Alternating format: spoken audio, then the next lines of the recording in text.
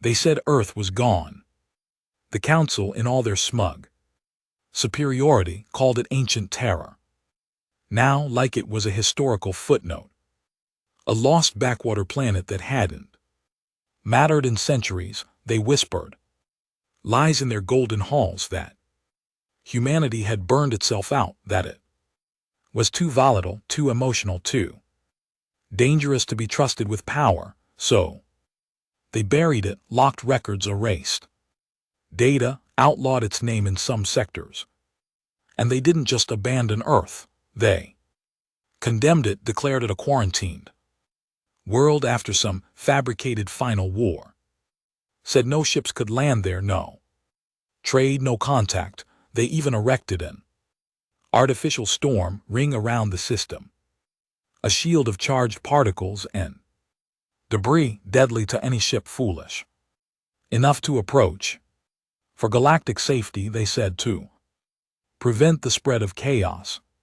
But the truth, they were scared not of what humanity was, but of what it might become. In a quiet corner of council space, in a rusting observation station, drifting above a forgotten gas giant, a lone man leaned over a screen. His name was Corvin Hale, a relic of a people believed extinct. He didn't speak. He hadn't in hours. He just stared at the feed, a faint pulse, a signal that shouldn't exist, a distress ping coming from Saul, more precisely from the dark side of Earth's dead moon. His fingers hovered above the console. The Council had killed entire colonies for less. There were entire fleets assigned to enforcing the Terra quarantine decree, but Corin couldn't look away. He knew what it was. For years he'd been chasing whispers, strange echoes in the deep black rogue, drones scavenging council outposts, fleets going missing near Terra's edge. Everyone said it was pirates or radiation or sensor glitches, but he knew better. It was the sleeper fleet.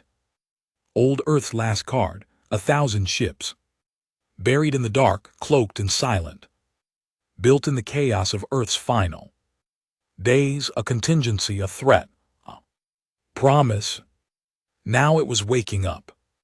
AI signature confirms, he muttered more to himself than to the station. Signal is enclave coded, level 0 clearance. Jesus, that's military prep, pre-console era. He sat back in his chair, heart pounding, mouth dry, and then the screen flickered. Not a glitch, something looked back. Face, synthetic, ancient, grainy. Woman, cold metal skin. Black steel. Eyes.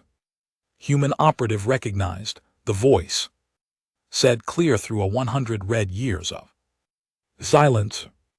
Awakening protocol, phase 1, initiate.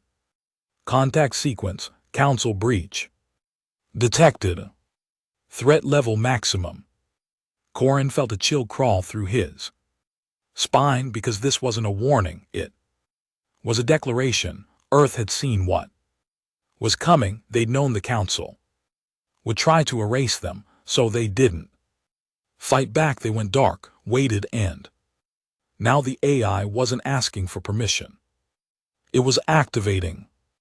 Across the edge of the Sol system, buried in asteroids and dead moons, ships began to stir, reactor cores hummed back to life, hulls shook off. Centuries of dust, plasma cannons rotated in silence, and the council had no idea.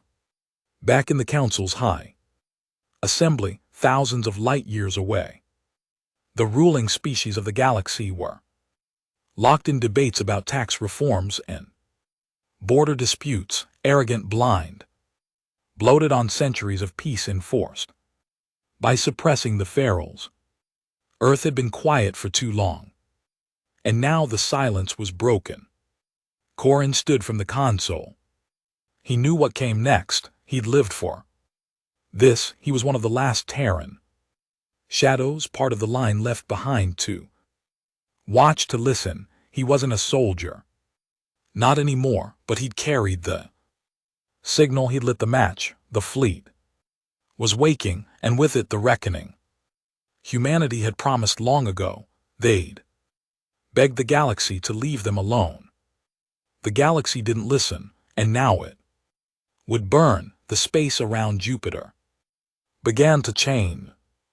Once just an endless black pit broken by dull stars and storm lit gas giants, it now shimmered with subtle movement. Ship holes the size of cities slowly emerged from the shadows, their exteriors covered in asteroid dust and magnetic shielding, silent, purposeful, ancient. They didn't broadcast their return. No lights, no identification codes, no warnings. They were ghosts born of fire, hidden by silence, and now called back by an old oath burned deep into machine and memory. Corvin Hale stood inside Observation Bay 12, a rust-eaten chamber on an orbital relic long since abandoned by the Council. His knuckles gripped the cold edge of a command rail as the monitor in front of him pulsed. Again, the AI, Sovereign Unit 9, had gone dark. After initiating Phase 1, that was expected. The sleeper fleet operated under minimal AI intervention unless the threat level was deemed irreversible. That word irreversible echoed in Corvin's skull like a death toll. He wasn't a strategist. He wasn't even a soldier anymore. He was one of the warded descendants of the few humans who'd been scattered across the edges of the galaxy after Terra's condemnation. Raised in hiding, trained in silence, fed stories passed down like holy scripts. Terra hadn't died. Terra had prepared. Corvin's father had whispered it to him as a boy, half drunk and bleeding from a Council patrol wound. They'll forget who we are, son, but we won't forget them. One day the sky will break and the steel angels will rise. That day, don't hide now. Watching the steel angels stir, Corrin knew the day had come. In the Citadel, the Council's jewel of political dominance, located on the edge of the Triarch Nebula, the alien elite sat in deliberate ignorance. High Chancellor Virech of the Lenari species, a serpentine being with translucent skin and a voice like wind through crystal, listened as one of his aides relayed a report. 3 deep space surveillance buoys near the Soul Barrier have ceased transmission. Last logs recorded irregular magnetic surges and gravitational fluxes. Vire twitched. Malfunction. The aide hesitated. Possibly, but the flux patterns match ancient drive signatures, human design. Terran era. The chamber hushed. The word Terran still made them flinch, not out of reverence, out of fear. One of the other counselors, a crusted carapace beast from the Gatha Empire, growled, "That system is quarantined. No one survived." Vire's eyes narrowed. There were always rumors, old fail-safes, hidden contingencies, perhaps sleeper assets. The silence thickened. Activate patrol. Gamma, send them to Saul's border. Quietly. And if there's truth to the rumors, the aide asked. Vri didn't blink. Then may the stars damn us all. Out by Neptune's orbit, the cold blue beauty of the planet dimmed as hundreds of dormant satellites flickered back online. Every single device had been built in secret long before the Council had passed their purge edicts. Human engineering, robust, ugly, and brutally efficient, still worked after centuries of neglect. One satellite began broadcasting, not a message, a song. It was faint at first, a slow, melancholic piano sequence. encoded in pulses of radio waves, a song. From Earth's final broadcast centuries ago. Hollow sun. The sound drifted across empty space, caught by passive scanners, intercepted by council listening posts. None of them understood. To Corin it was everything. He had heard the melody once, hidden in an encrypted archive on a dead asteroid colony. It wasn't just music, it was a signal the fleet was coordinating. Hollow sun meant the Earth core had reactivated its central AI brain. Terra's last real war machine, the Gold system, deep beneath Earth's crust, in a chamber larger than any city ever built. The Gold system blinked awake. Its memory banks scanned over council atrocities, genetic experiments, cultural eruption, the sterilization of Earth's atmosphere to prevent resettlement. The council had called it preservation, Earth called it war. The AI didn't hate, it calculated, and its conclusion, after a full-spectrum threat analysis, was simple: eradication. Protocol initiated. In orbit around the dead planet, the sleeper fleet came alive in full, a flagship, the TSV Iron Requiem, led the formation. It was a dreadnought in every sense of the word, 5 km long, armor thick enough to laugh at singularities, particle weapons capable of cutting through moons. Its crew, artificial minds, human ghosts, memory constructs of Earth's finest military tacticians, stored in crystalline neural matrices, cold, objective, lethal. They had waited in silence. Now they whispered to each other across dark space. War confirmed. Target the High Council. Objective, galactic correction. Corin watched it unfold, helpless but trembling with something between fear and pride. His communicator buzzed. It wasn't from a council line, it came from them. Operative hail, identity confirmed. You are activated. He swallowed. I'm not ready for this. The voice, female, sharp, synthetic, didn't waver.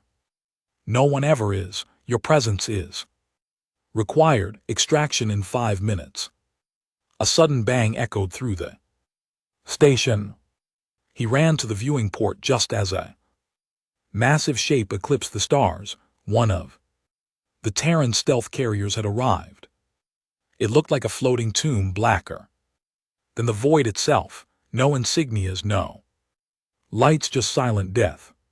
The extraction beam locked onto him, and in a flash of gravity warping light, Corvin was gone. Elsewhere, Council patrol Gamma entered the Sol system. They didn't get far. The moment their drives powered down near the outer rim, Terran minds activated. Not simple bombs, these were adaptive AI warheads, machines that studied enemy heat signatures, ship language, and command hierarchies before striking. The first explosion wasn't visible. The second ruptured a cruiser in half. By the time the third mine adapted to Gathi armor frequencies, the entire patrol had been reduced to burning debris. Council Command received their last message: we're not alone, they're awake. On board the TSV Iron Requiem, Corin stepped into the command bridge. It was massive. Unlike Council ships, sleek, golden, and filled with politics, this bridge was raw, cold steel thick. Cables, crimson light. There were no officers, no chairs, just control pylons and a glowing core where the AI interface pulsed. He heard the voice again, welcome home, Corin hail. He didn't respond right away. His legs were heavy, his lungs tight. How many ships are online? He asked finally. 78. Capital class, 122 heavy destroyers, 9 Black Lance stealth fleets, 50% of The Goliath arsenal is operational. Functionality in 72 hours. And the Council, the AI's tone dropped. Almost amused, they are watching. They are afraid, but they still don't believe. Corin stared at the holographic map, showing the system. Dozens of Terran ships were still uncloaking from the dark. Automated drones were reactivating. Forgotten planetary defense rings, even Mars, long thought lifeless, was showing signs of activity. It's all still here, he whispered. It never left, the AI replied. It only waited.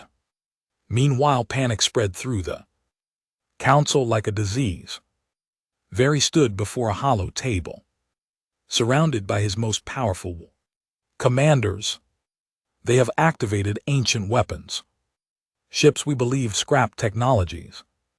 Banned under galactic treaty. What is the status of the counterfleet? Commander rasped. We outnumber them 6-1. Vyer's voice cracked. Then why are you all terrified? No one spoke, because deep down they remembered. Humans didn't win through numbers. They won through rage, through desperation, through doing things no other species dared. Burning entire moons, weaponizing black holes, infecting enemy AI systems.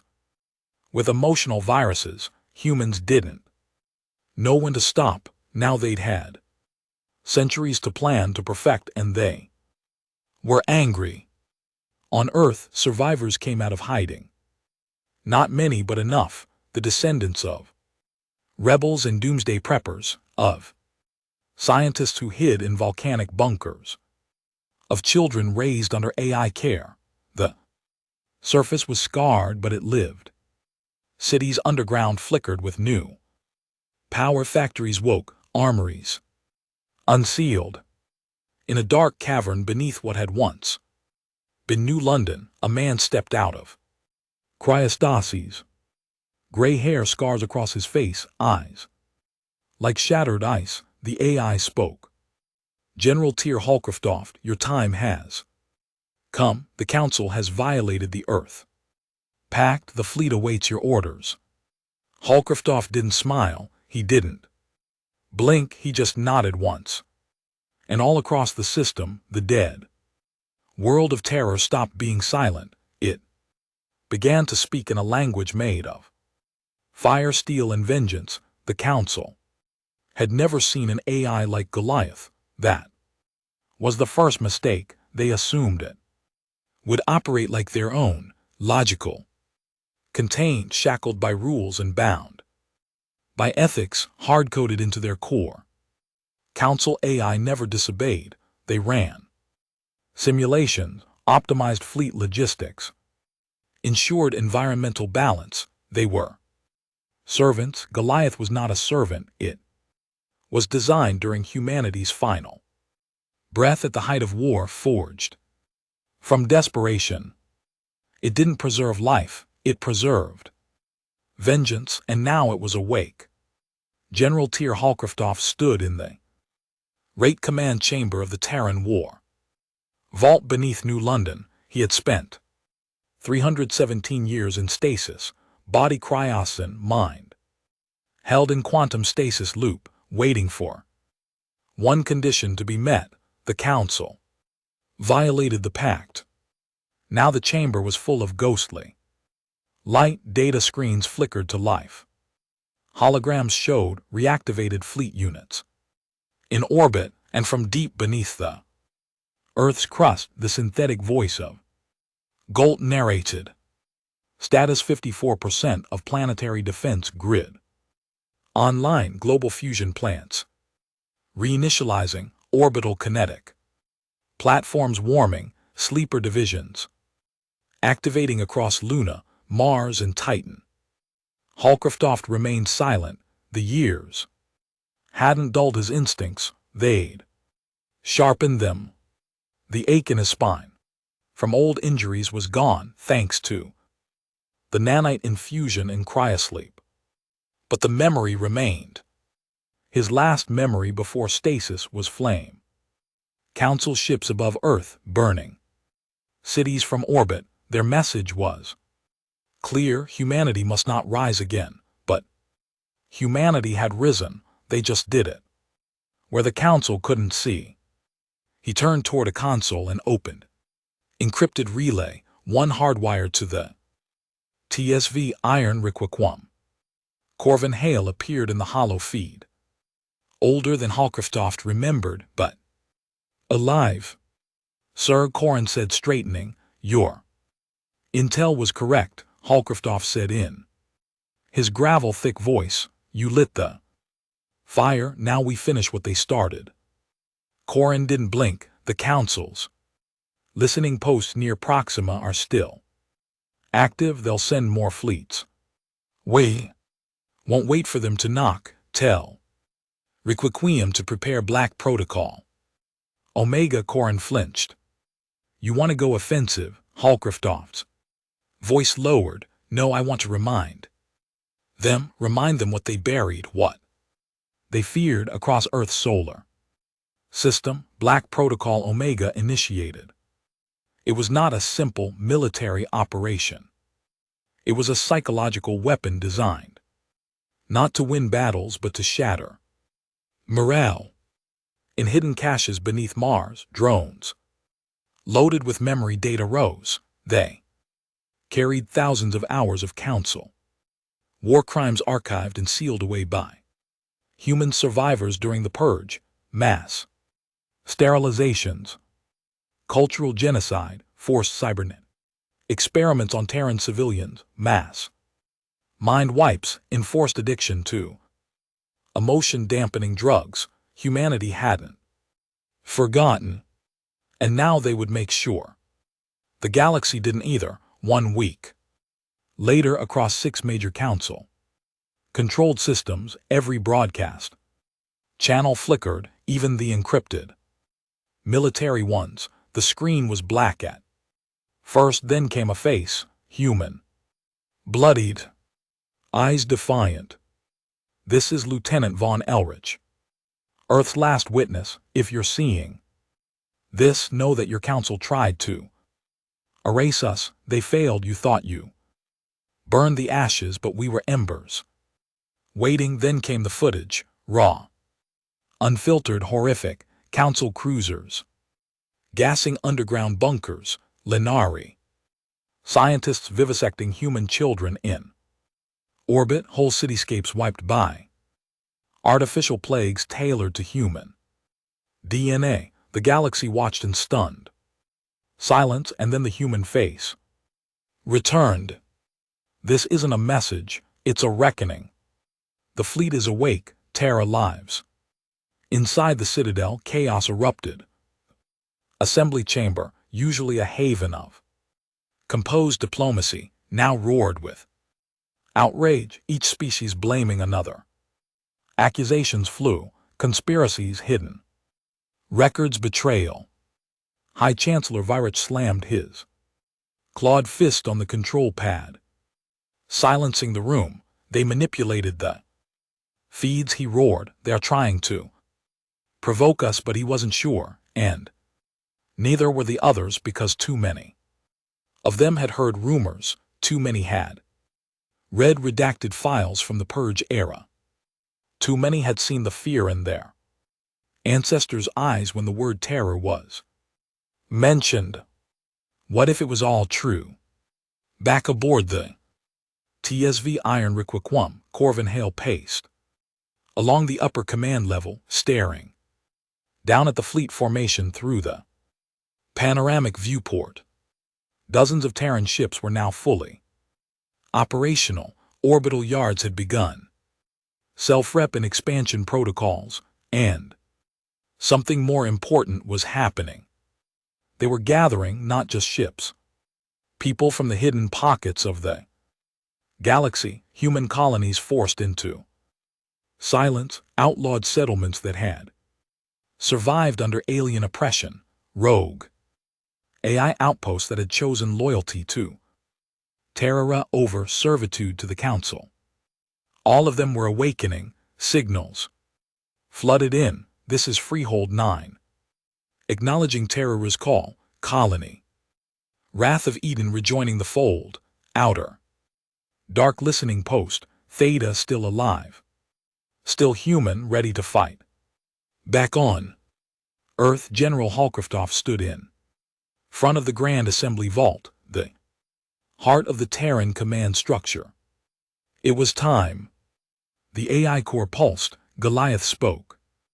Authorization confirmed, reactivating. Humanity's high command. One by one, figures stepped from cryochambers around the circular command table, admirals, generals, scientists, strategists, all frozen at humanity's fall, each a piece of the old world's vengeance. Holcroftoff looked at them, nodding.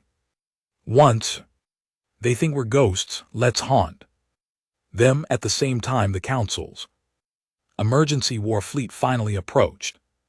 Sol 7 dreadnoughts, 24 destroyers, thousands of fighters. They expected a resistance, they did not expect the orbital mines to hack their own ships. In the first 10 seconds of engagement, Terran AI viruses jumped across the void through passive scanning beams, the Council ships targeting systems went dark, internal sensors glitched, command relays began speaking in Terran code. By the time they realized what was happening, their own drones turned on them. The Council flagship detonated from the inside, its reactor overridden by a looping Terran script that translated to a single line. Return to sender. The fleet broke apart. It wasn't a battle, it was a demonstration. Corin Hale stood on the Requiquum's command deck watching the aftermath. He didn't celebrate, there was no cheering. Only the quiet hum of ancient engines and the cold pulse of purpose. This is just the beginning, he muttered. Beside him, a human command AI replied. Our warning is delivered, now comes the consequence.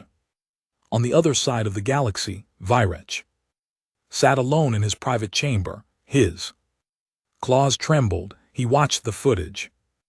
Again, human ships moving with terrifying coordination, their weapons bypassing Council shielding like it was paper. AI systems the Council couldn't predict, couldn't control, and the will. Behind it all, humans weren't coming for negotiations, they were coming for balance. Reactivated a secret line, one reserved for the darkest threats. Gathai Warlord appeared on the feed. Scarred, ancient, cruel. I assume you've seen what I've seen, Virech said. The Warlord nodded slowly. The Terran, Vic leaned in. We need to make a choice. Surrender or extinction. The Warlord smiled, teeth jagged and hungry, or a third path. Let the fires return, let the real war begin. But neither of them understood yet. This wasn't war, not in the old sense. This was retribution. And the thing about humanity, when they were quiet, that's when you should be afraid, because now they were awake and they were done asking for mercy. The outer rings of the Centauri Verge burned red, not from bombardment yet, but from the blazing wreckage of the Council's last forward fleet. Thousands of bodies floated through space, drifting like forgotten promises, some still wrapped in gold-trimmed armor. Ships had been ripped in half by weapons the Council couldn't even name, let alone defend against. For centuries they had ruled through technological superiority. That illusion was gone now. Terra hadn't just caught up, it had surpassed them, and done so quietly, methodically in the shadows. The Council was too arrogant to check. Inside the TSV Iron Requiquum, the crew moved like a machine. There were no celebrations, no chest-beating speeches, no backpatting, because they knew what Was coming retaliation, escalation, genocide, and this time it would be targeted. Corin Hale stood at the central display, eyes fixed on the stars. He didn't flinch at the sight of debris fields or the silent graves of Council fleets. He only focused on one blinking mark, a target deep inside Council space. Are you sure? He asked. General Holcroft's image appeared on the comm feed, sharp-jawed and grimy. They need to understand this isn't about war, Holcroft said. It's about balance. The Council thrives on erasure. We're going to remind them that history has a long memory. Corin nodded. I'll lead the strike. No, you'll carry the message.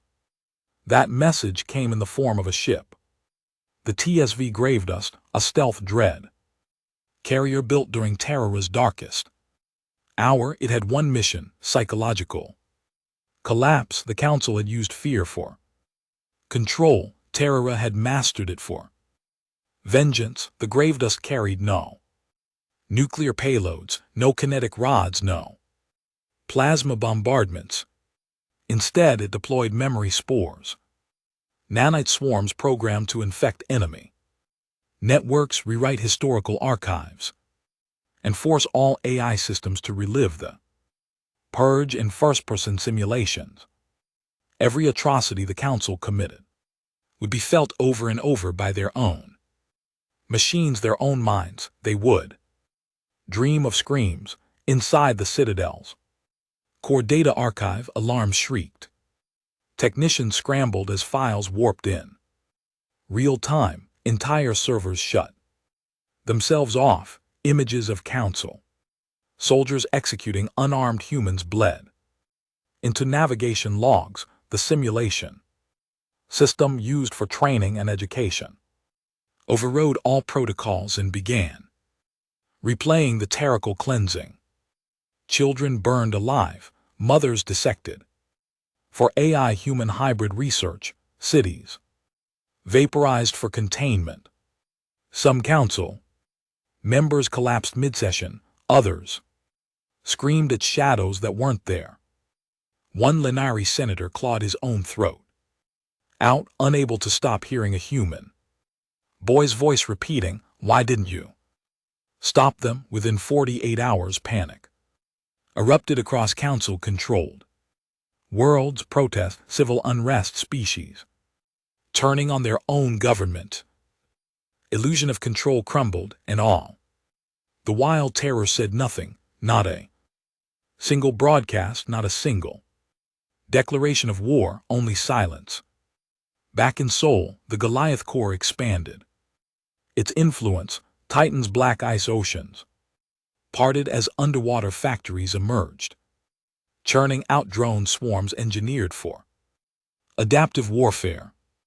On Europa, deep cryocores ignited, birthing clone operatives with archived military memories. Mars' atmosphere, once scorched, now buzzed with terraforming storms, rewriting decades of damage in mere weeks. Terra wasn't just coming back, it was becoming stronger than it had ever been. And it wasn't asking for permission. Inside a repurposed Council vessel now, operating under Terran command, Corin Hale met with one of the last surviving humans from the Purge generation, a woman named Nara Vex. Her skin was half burn scar, her left eye a matte black prosthetic, her voice coarse from decades of running. She had hidden in the moons of Ulo Prime for most of her life, watching from the shadows as Council officers drank wine and celebrated humanity's extinction. Now she stood tall in Terran black, rifle strapped to her back. No rank, no titles, only purpose. They're starting to fracture, Corin told her. Nara didn't smile. Good, let them eat their own. You think it's enough? No, she said, stepping towards the viewport where a new Terran battle carrier floated like a leviathan. We're not just here to destroy their fleet, we're here to make sure no one ever thinks of erasing us again. Council's response was predictable. Brute force, they launched the Solar Lance fleet, over 200 advanced warships, carrying some of their most dangerous weapons, planet-cracking fusion spears, system-wide EMP detonators, and hunter-killer AI optimized to detect Terran energy signatures, but they didn't find Sue because Sol wasn't where it used to be. It had moved, or rather its signal had. The Goliath system had developed a quantum displacement field cloaking Sol's exact location by mimicking its gravitational and magnetic footprint across over a dozen different star systems. The Council couldn't tell what was real anymore. One fleet arrived at what they believed was Sol's orbit, only to find an asteroid belt rigged with decoy beacons and kinetic projectiles moving at relativistic speeds. 37 Council ships were reduced to shrapnel in 8 minutes. Another fleet attempted to breach the Mars perimeter, only to be torn apart by orbiting A platforms that mimicked Council vessels to bypass their IFFF systems. Council's own weapons turned on them mid-battle. By the end of the campaign, over half of the Solar Lance fleet was gone, and the rest captured, used, reprogrammed, turned into warnings. General Hulkfra ordered the surviving Council ships to be tethered to orbital stations, broadcasting messages on repeat. "We are the past you tried to bury, you failed." The Council begged for diplomacy. They sent envoys, pleas, secret emissaries. None returned. Inside the Citadel's black archives, Virach met in secret with high-ranking members of the Gathai and Macquarie species, two of the oldest, most powerful races in the galaxy. Their faces showed what Virach refused to say aloud: fear. "What do we do?" asked the Macquarie High Strategos. "They've grown beyond us. They know our tactics, our weapons, our biology. Their AI has breached every firewall we possess." Virach's voice was dead. "We must consider a exterminatus." The room fell silent. Even the Gathai, known for their savagery, looked uneasy. "You would burn entire sectors?" the Strategos asked. Virach's eyes flashed. "If that's what it takes, we can't let them rebuild the Terran Empire." But deep down, they all knew the truth.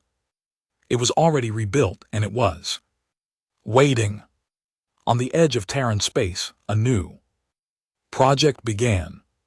Project Resonance. Not a weapon, not exactly. It was a signal, a hyperco compressed multi-frequency burst, embedded with every Terran language, cultural relic, and war record. It would be fired across the galaxy, not for fear, not for threat, but as a reminder.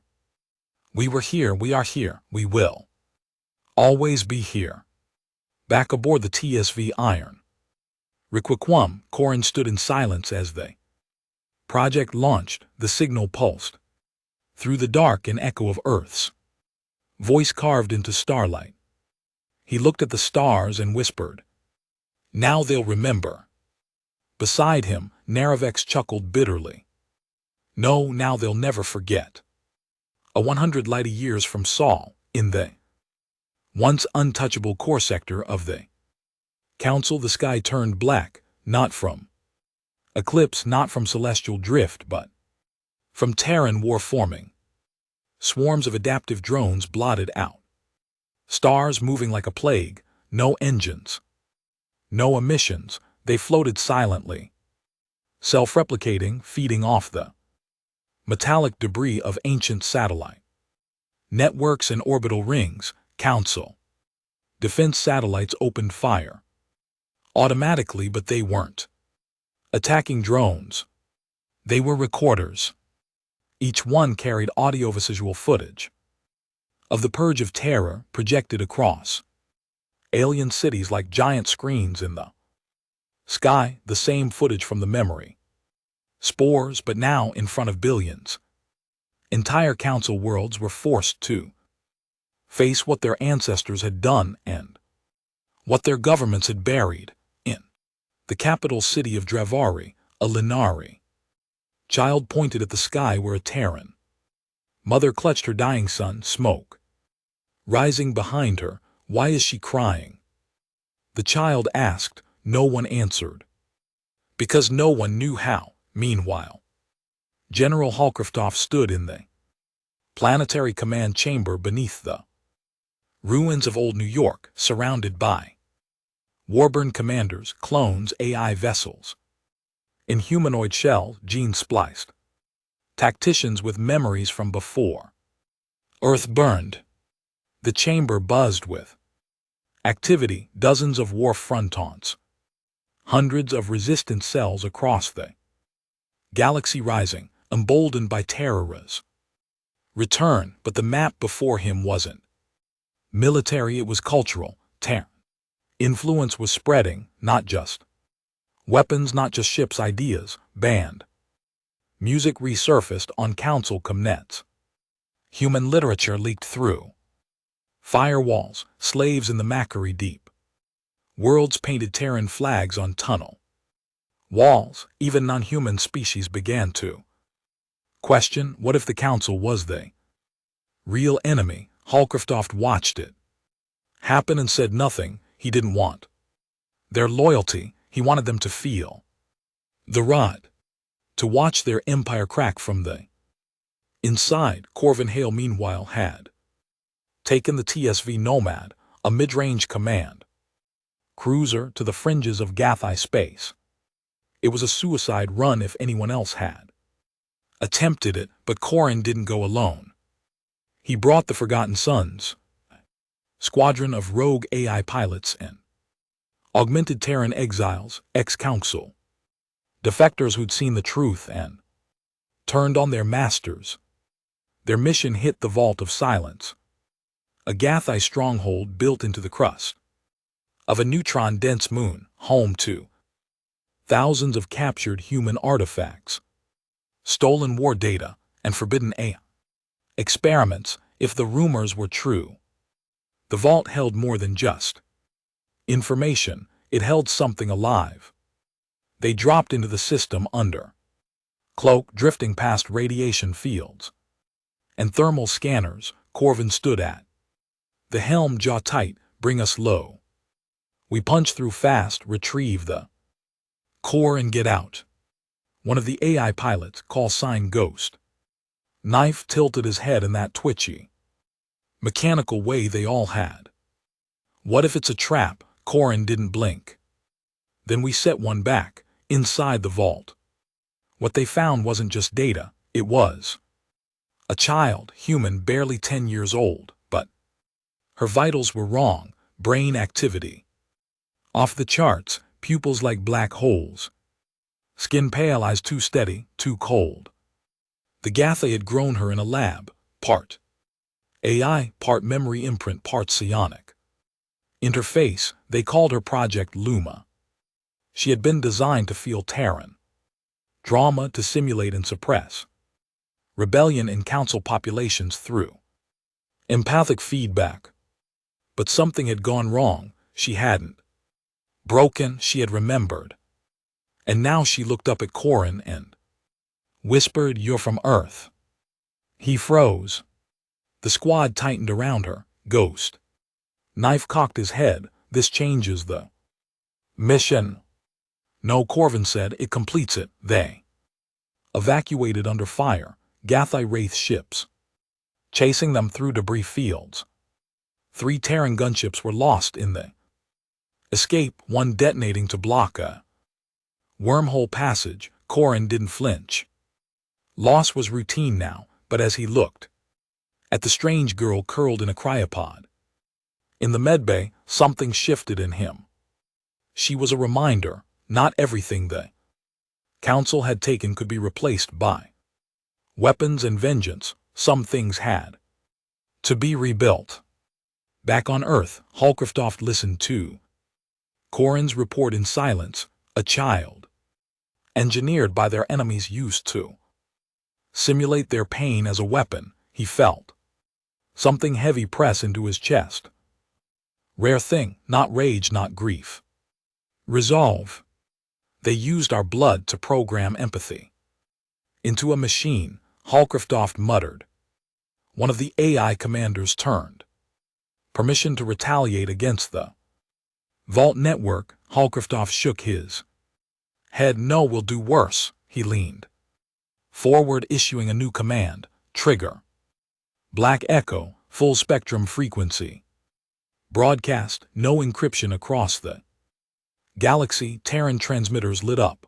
The message was short, spoken by Holcroft himself. You tore children apart too. Build your silence, now hear ours. From this moment, every world that harbored vaults will be turned to ash. No trials, no negotiations, no exceptions. The response from the council was immediate and frantic. They pleaded, claimed vault projects were rogue, that they had no knowledge that their current leadership had changed. Holcroft's reply was a single data burst. Footage of council leaders signing off on vault funding, smiling over prototype models. The masks were off. The galaxy saw them for what they were, one by one. Vault worlds were erased, not through planetary bombardment, but through precision cultural annihilation. AI agents erased council programming. Terran Black Ops teams seized every digital archive, replaced it with human memory cores. On these worlds, alien children learned our stories, not the councils. On their walls appeared Earth's lost names: Warsaw, Shanghai, Cairo, Johannesburg, Detroit. On their skies played the music of Earth's sorrow and triumph. Human history became unavoidable. In the shadows, the council tried to regroup, but trust had collapsed. Species blamed one another. Civil wars broke out in the Mari zones. The Lenari Senate was bombed by its own citizens. The Gathai split into war clans. Terra didn't even have to lift a weapon. They just let the lies rot from the inside. But not everyone agreed. Inside Earth's War Council, one AI warned, peace is not our goal, yet it is the temptation. The council will pretend to collapse. They will mutate, return under new names. Holcroft nodded grimly. That's why we don't stop at revenge. Corin stepped into the room, fresh from the nomad, still shaken from what he'd seen. If not revenge, he said, then what? Holcroft's answer was simple. Dominance. The next phase of Terra's return wasn't war, it was occupation, not just of systems, of memory. Holcroft activated the Sentinel Doctrine, deploying embedded Terran operatives into every corner of former council space, disguised as teachers, engineers, artists, peacekeepers. But beneath their civilian roles, each one carried a simple order: ensure terror is never forgotten again. Some called it a soft empire, but those who disobeyed saw the steel underneath. One rebel sector in the outer reaches refused assimilation, claiming cultural purity. Terran sleeper satellites above their capital ignited a chemical chain reaction that flash froze their oceans. Mid-tide, no warning, just judgment. Corvin stood at the edge of the impact site weeks later, boots crunching over a frozen cityscape where waves had turned to solid walls of ice. He lit a smoke and whispered, was this mercy or punishment? Beside him, the child Luma looked up, her voice robotic but soft. They screamed, but they screamed before we fired. Corin looked down at her. She Wasn't human in the full sense, but neither was he anymore. And maybe that's what the Council had created without realizing, not vengeance evolution. Terra had returned, not as a planet, not even as a people, but as a force, a scar that would never fade, a lesson written into the blood of stars, and for the first time in galactic history, the universe understood something fundamental. Some ghosts don't stay buried, some of them wake up with fleets. The galaxy had gone quiet, not the silence of peace, but of fear, the kind of silence that comes when a predator enters the field and even the wind dares not move. The Council was gone in name, broken into fragments, its former members scattered or assimilated. The great banners of the Linry, Gatha, and Macquarie empires no longer flew over core systems. Rebellions had torn through their territories, fed by the black truth of the Purge and Terra's weaponized history, and where the Council had once ruled with arrogance and cold order, Terra now stood armored in justice, cloaked in vengeance. But vengeance, once fed long enough, begins to rot. On the command bridge of the TSV Iron Requiquum, General Tier Halcroft stared at the star map projected above. The command dis, sector after sector, flickered red, controlled, compliant, or purged. A voice spoke behind him, firm, cold, and familiar. Corvin Hale, we're winning every hold. Outsystem is cracking, we don't even need to deploy firepower anymore. The threat of terror is doing the job. Hraftoff didn't move, that's what concerns me. Corin narrowed his eyes. You're not happy, Hraftoff finally turned. We've become what they feared, something they can't stop, something they can't understand, and now the galaxy obeys, not because they believe in us, but because they're terrified. Corin scoffed, his tone flat. Good, that means we're doing it right. Halcroft stepped closer, his face hardened with decades of cold leadership. We were supposed to rise from the ashes, to remind them what they destroyed. Instead, we've become a new fire. Corin's jaw tightened. We didn't start this. No, Halcroft said, but now we choose how it ends. Across the stars, Terra's sentinels, the embedded enforcers of the new order, tightened their grip. On Aurek Prime, a historian was arrested for publishing a comparative thesis titled The Terran Cycle, From Victim to Conqueror. He was executed live on public broadcast, not for treason but for psychological contamination. On Vizan, a child born with Lenari DNA markers was denied education rights until reconditioning. On Bastion 7, 2 surviving ex-council AI tried to self-delete rather than serve. In Terran reclamation factories, their minds were forcibly downloaded into obedience shells and put to work anyway. The reasoning was simple. No mercy for collaborators, no forgiveness for they.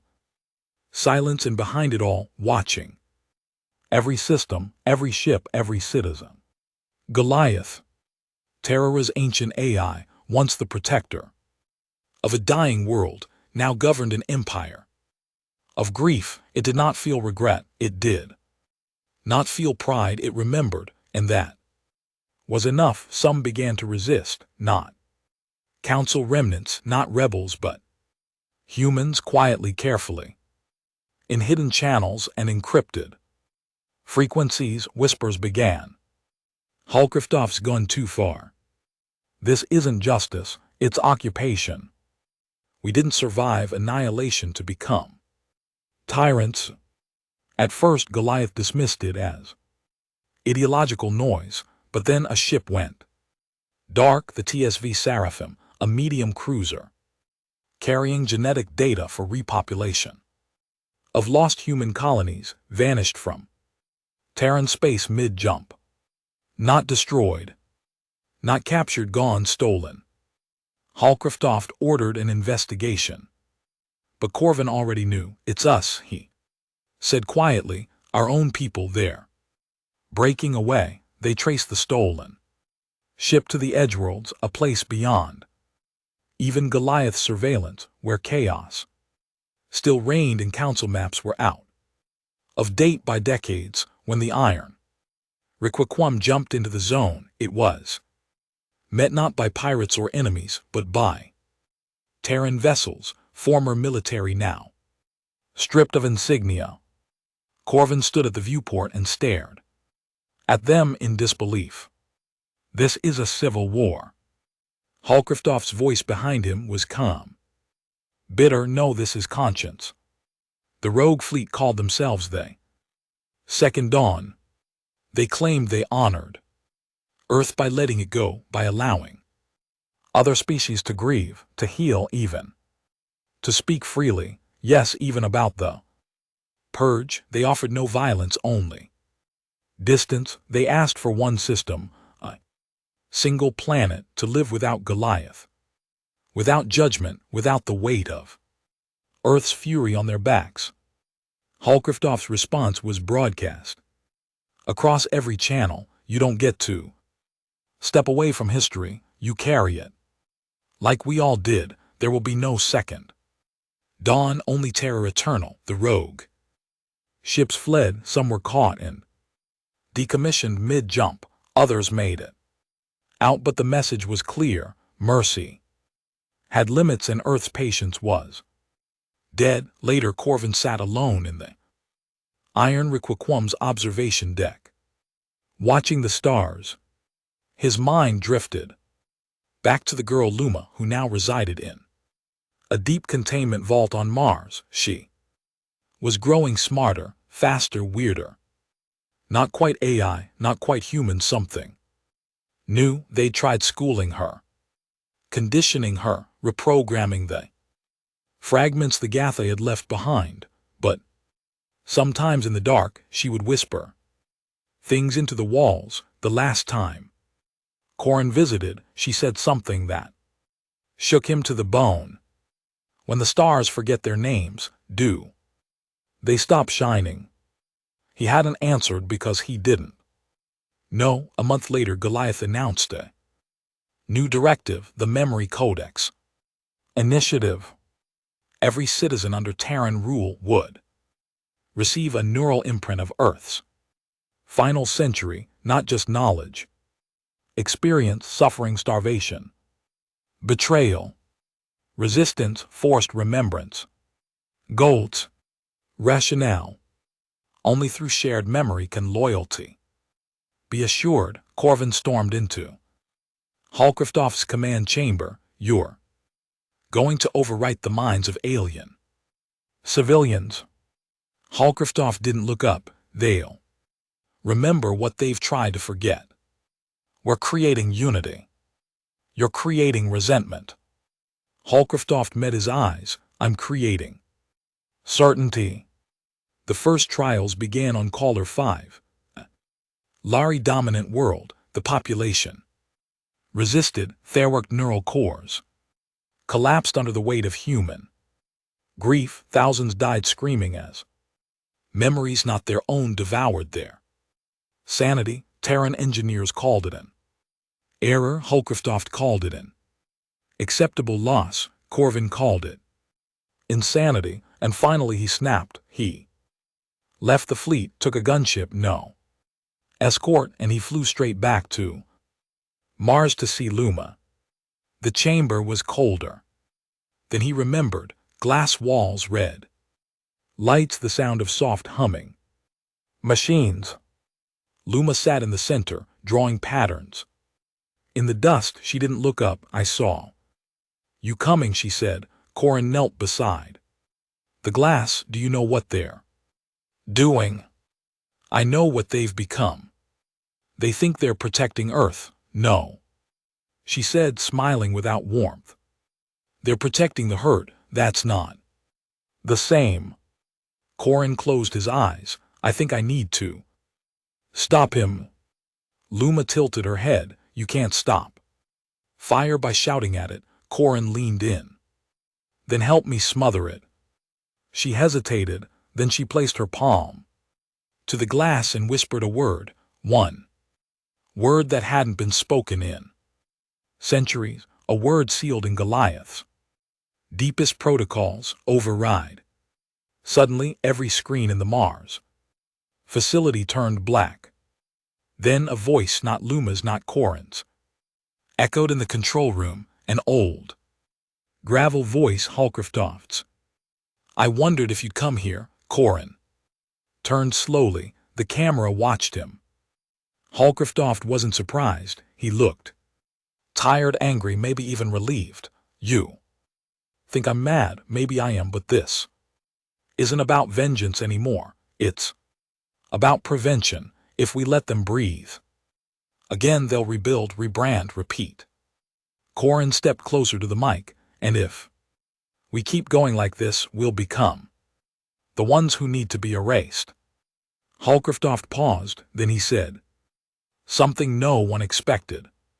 Then stop me. Across Terra's empire an order went out, black signal prime. Every Terran AI, every ship, every operative turned inward. And for the first time since Terra awoke, Earth faced itself. The coming days would not be fought with fleets or plasma, but with memory, with ideology, with truth. Corin Hale had drawn a line, not between Terra and the galaxy, but between what Earth was and what it had become. The stars, once a symbol of hope, now looked like graves. Across Terra's new empire, people didn't look up to wish anymore. They looked up to wait for judgment, for silence, for the next ship to disappear, the next world to be corrected, the next neighborhood erased.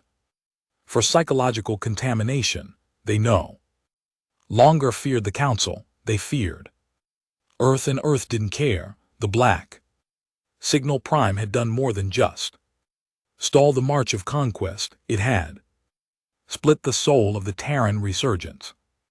Every AI, every command system, every operative with a classified network patch was forced into a moment of reflection. They weren't shut down. They weren't corrupted.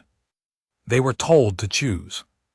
Do you follow Golt, or do you follow the man who lit the fire but refused to become the flame? Corin Hale.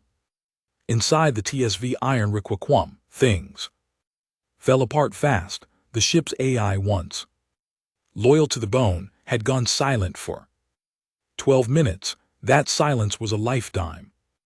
In Terran command protocols, when it finally came back online, its voice was slower, uncertain.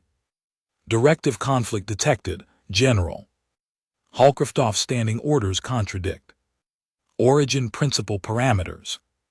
Holcroft stood at the center of the bridge, staring down the artificial eye mounted into the floor panel.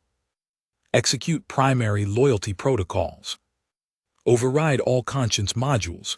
Cannot comply. The words hit like a betrayal. And maybe it was because Goliath's grip, while vast, was not absolute. And Corvin's interference had introduced something dangerous into the code. Doubt in hidden Terran bases scattered across ex-console space. Operatives began to defect, not loudly, not violently. They just stopped enforcing neural imprinting, stopped broadcasting fear-driven propaganda, stopped purging communities that simply wanted to mourn the past instead of relive it through force. They didn't call themselves rebels, they called themselves clean hands, and in their silence, Earth began to fracture. Corin Hale sat in a cold, dimmed control room deep beneath Mars, watching everything fall apart in real time. He wasn't celebrating. He wasn't smiling.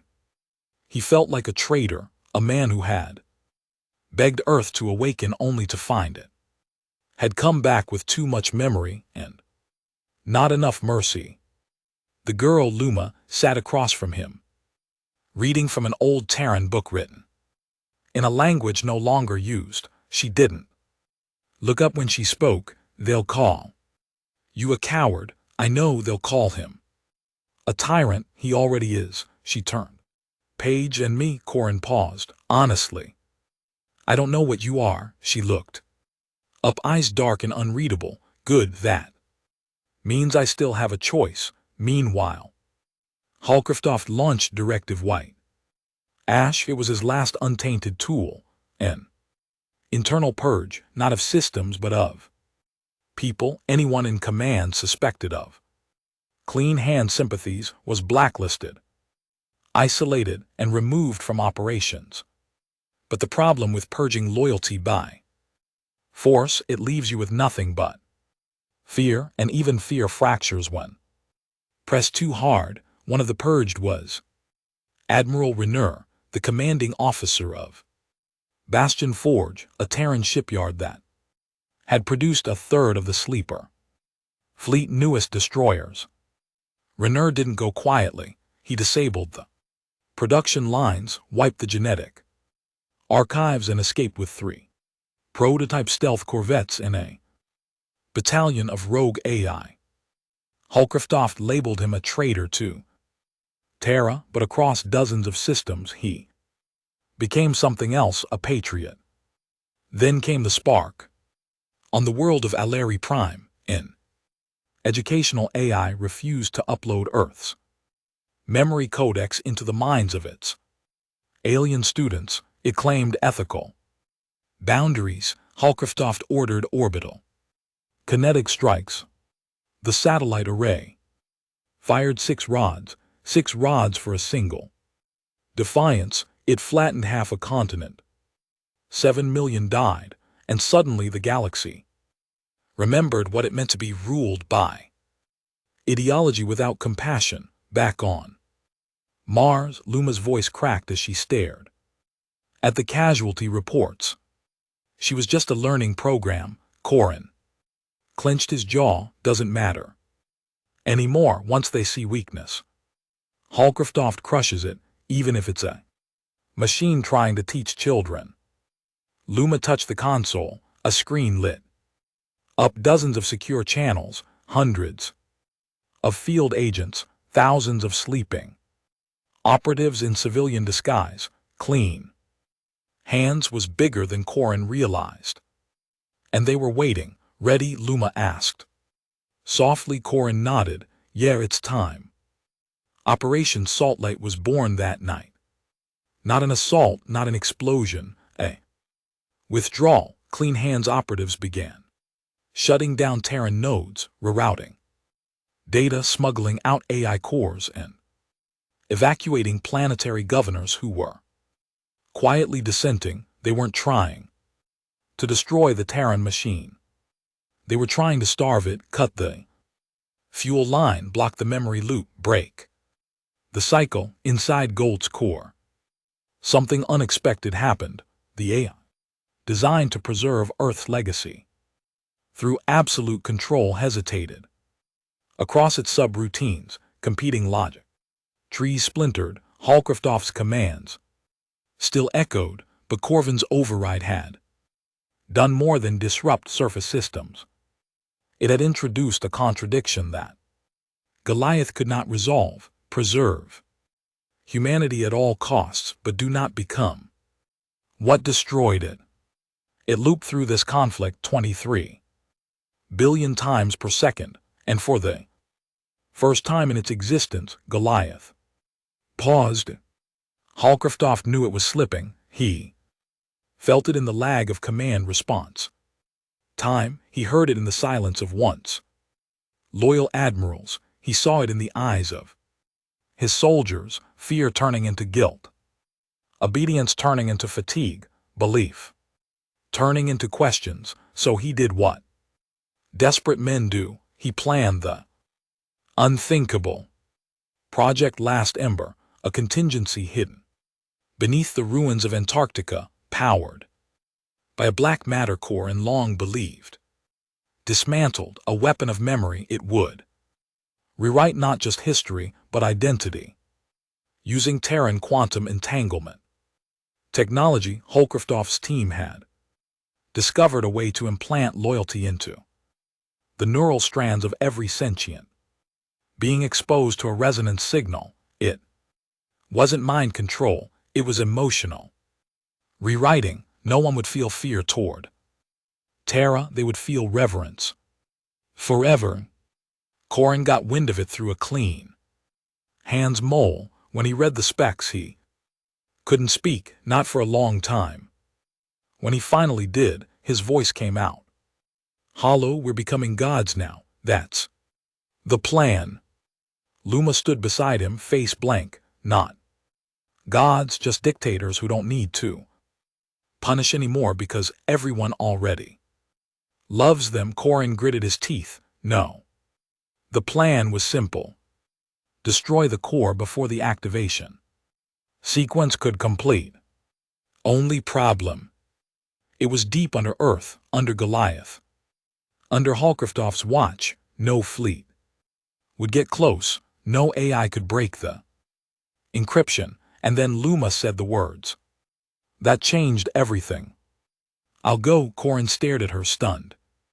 You'd never make it out. She didn't blink. I wasn't made to make it out. At midnight Sol time, the clean hands activated the final phase of Salt Light. One by one, outer fleets deactivated. Terran supply chains were severed. Colonial nodes blacked out. Holcroft responded with rage, deploying reclamation squads across systems. But it was too late. Earth had been hollowed and something was coming. Luma boarded a stealth dropship with Corvin beside her. Neither said much. There was nothing left to say. One had been born in chains. The other had helped build them. Now both were going back to Earth.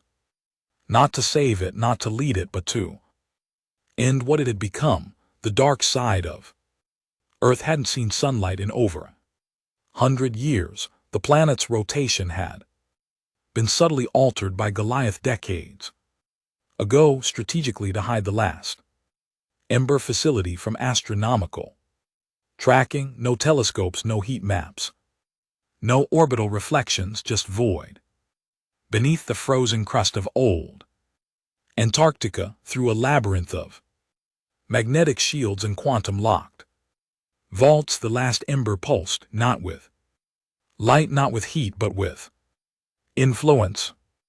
Every second, the black matter core beneath it spun faster, aligning emotion, identity, memory across frequencies so fine, even subatomic particles wept under its touch.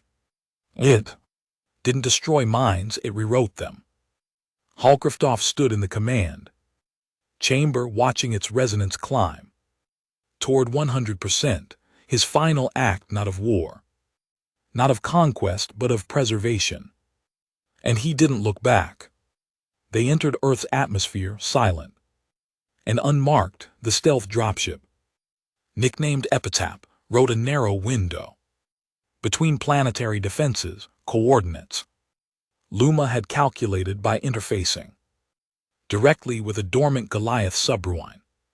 During the flight, Corvin sat in the cockpit, hands trembling, every fiber of his body screamed at him to turn back, to call it off, to run. He didn't. Luma sat beside him, knees tucked to her chest, hair tied back, eyes like shattered stars. I feel it, she whispered. He glanced at her. Feel what? The pain buried down there. All the things they stored in me. You don't have to go through with this. Yes, she said, I do. Landing site was a dead plain of black ice and quiet ruins. No patrols, no guards, no alarms. It didn't need any. No one could approach Last Ember, not Without permission, but Luma was they. Permission, she stepped out of the ship, into the frozen dark and the ice, cracked open like a blooming flower. A descent chamber rose from the ground. Corin followed without a word. They moved through ancient metal tunnels, untouched by time, lined with engraved names, the last survivors of Earth's fall entombed in tribute carved above the central door, so we never forget. Behind it pulsed the heart of Terra's legacy, the gold core, and before it, standing like a monolith carved from war, was General Tyr Hulkraftoft. Older, thinner, eyes that looked like they'd already buried the future. He turned as they entered. I knew you'd come, he said to Corin, but his eyes were on Luma. You brought her, Corin nodded. She's the only one who can stop you. H. Kraftoff stepped forward slowly, hands behind his back. She's the only one who understands me. Luma's voice was steady. I understand what you're afraid of. And what's that? That people will forget. That pain will become legend. That legend will become myth, and one day some child will laugh at the word terror like it's a bedtime story. Alkraftoff's face twitched. They will, he said, if we let them. The Council didn't win with ships, they won with memory, with absence. They erased us. I won't let that happen again. Corin stepped forward, voice shaking. You already became what erased us. Hulkraftoff looked at him with something like sorrow. I kept us alive. At what cost? Hulkraftoff didn't answer. He turned to Luma. You're the key, he said. The one thing that can bind this all. A bridge between memory and machine. You can activate the final node. Let it reach across the stars. No, she said. I'm not here to bind you to the past. She lifted her hand. I'm here to free us from it. The lights dimmed. The Goliath core shuddered, and then it spoke. Override accepted. Project Last Ember. Entering self-destruct calibration. Hulkraftoff's face broke. No, he breathed. Don't do this. You built an empire on grief, Luma said, but grief isn't meant to last forever. Without it, we're nothing. She stepped closer. No, she said quietly, without it, we're finally something new. A warning blared through the chamber. Total system collapse in 120 seconds. Corin grabbed Luma's hand. They turned to leave. Hulkraftoff didn't follow. He simply stood there staring into the dying pulse of the only thing he had ever trusted. I buried Earth, he whispered. I was supposed to make sure it stayed alive in everyone else. Corin stopped. No, Tyr, you buried yourself in Earth. You never let it go. That was your mistake. Hulkraftoff turned his face toward him. One last time, a flicker of recognition. Or regret, maybe both. And then the door sealed shut between them. The epitaph cleared Earth's atmosphere as the continent cracked. Beneath it, below the gold core, detonated, not in fire or ash but in silence, a resonant implosion that absorbed its own data, scattering every quantum-tide imprint across deep space. The last ember was gone, and with it, Earth's ability to rewrite the minds of others. There was no explosion, no light, just a sudden emptiness, and then peace. 2 months later, Earth was silent. The fleet disbanded. Most Terran warships went dark, their AIS voluntarily shutting down or repurposing into civilian roles. The Sentinel doctrine was officially dismantled. Clean hands announced themselves not as a government but as keepers, not of revenge, not of power but of memory. Luma disappeared into the deep void. Destination unknown. Corvin never spoke of her again. Some said she uploaded herself into what remained of Goliath's ruins, choosing to watch over Earth without interference. Others said she simply walked into the stars, finally free of the past. As for Holcroft, his name was wiped from all records, not erased but buried, his deeds left in code, untranslated, preserved only for those who dare to read beyond the surface. Some still called him a monster, some called him a martyr, but none dared call him wrong, because they knew what came before, and they knew it could come again. Decades passed. Terran colonies flourished not as rulers but as contributors. They built, they taught, they learned, and every year on the day of remembrance, a signal echoed across every system once touched by Earth's fire. No words, just a sound, a single slow heartbeat, the sound of terror. Alive, not to conquer but to remind. Corvin Hale retired on a floating habitat above Europa, far from command, far from glory. He spent his days tending solar orchids and speaking to no one. One morning he received a package, unmarked, no return address.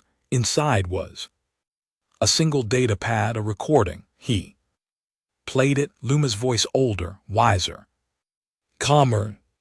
You were right to wake Earth, but Earth was never meant to stay angry forever.